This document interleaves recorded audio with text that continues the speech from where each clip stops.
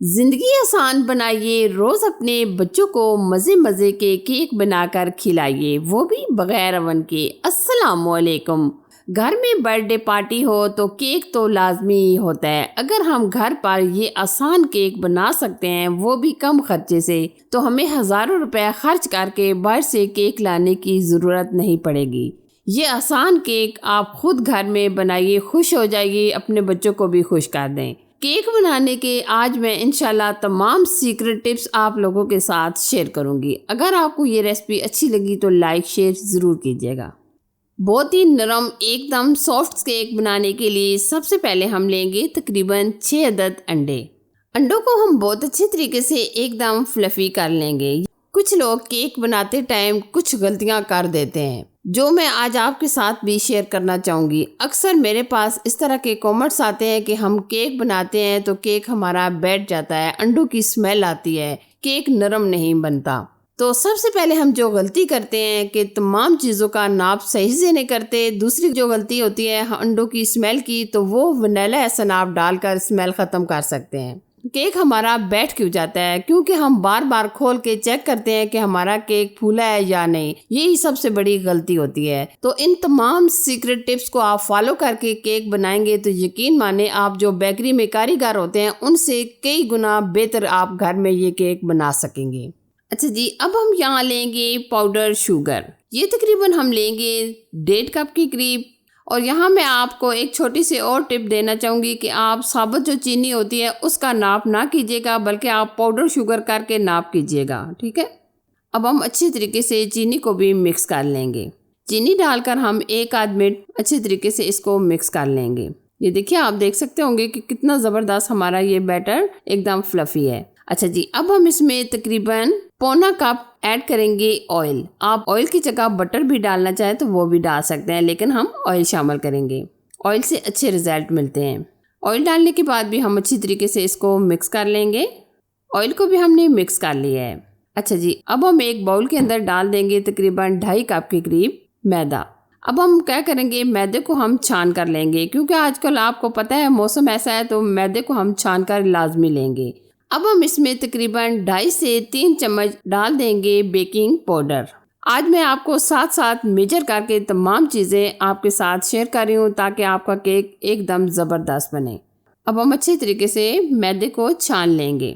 मैदे को हमने छान कर रख लिया है। अब हम इसमें 1 चम्मच भर के डाल देंगे वनीला एसेंस। वनीला एसेंस डालने से अंडों की स्मेल बिल्कुल ख़त्म हो जाती है।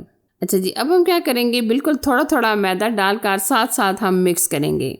और यहाँ मैं आपको बताना चाहूँगी कि आप यहाँ बहुत ज़्यादा इसको बीट ना कीजिएगा, इससे हमारा केक ख़राब हो जाएगा। तो सिर्फ आपने मैदे को मिक्स ही कर लेना है, ठीक है।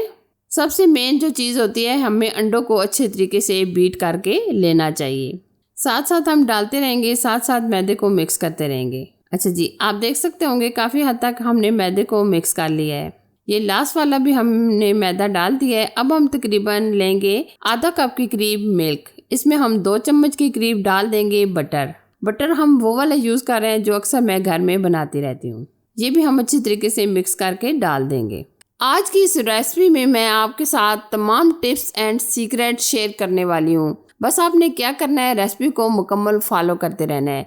केक बनाना कोई मुश्किल नहीं है, बिगनर भी आसानी से ये केक बना सकता है। बीटर का काम हो गया ख़त्म। अब हम हाथों की मदद से अच्छी तरीके से मिक्स कर लेंगे। सबसे पहला यही ट्रिक होता है कि हम अंडों को बहुत अच्छे तरीके से फेंट लें, यानी कि बहुत ही अच्छे तरीके से फ्लफ़ी कर लें।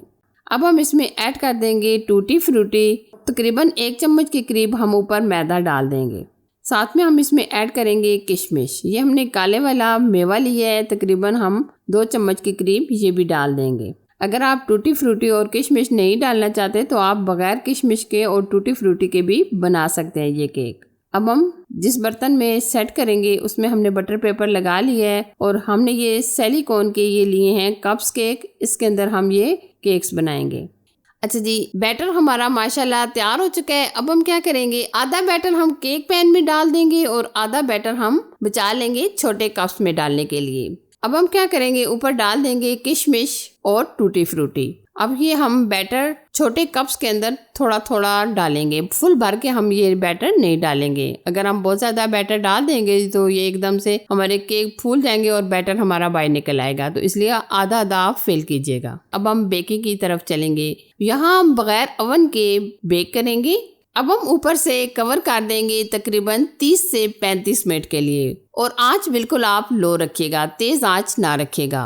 अब हम क्या करेंगे, पतीलों में से केक को निकाल लेंगे और अच्छी तरीके से ठंडा होने के बाद फिर हम आपको दिखाएंगे। ये देखिए माशाल्लाह अच्छी तरीके से हमारे केक्स ठंडे हो चुके हैं, और आप देख सकते भी होंगे कि ये बिल्कुल एकदम परफेक्ट फूले हुए हैं, और नीचे से भी आप देख सकते हैं बिल्कुल जले नहीं हैं।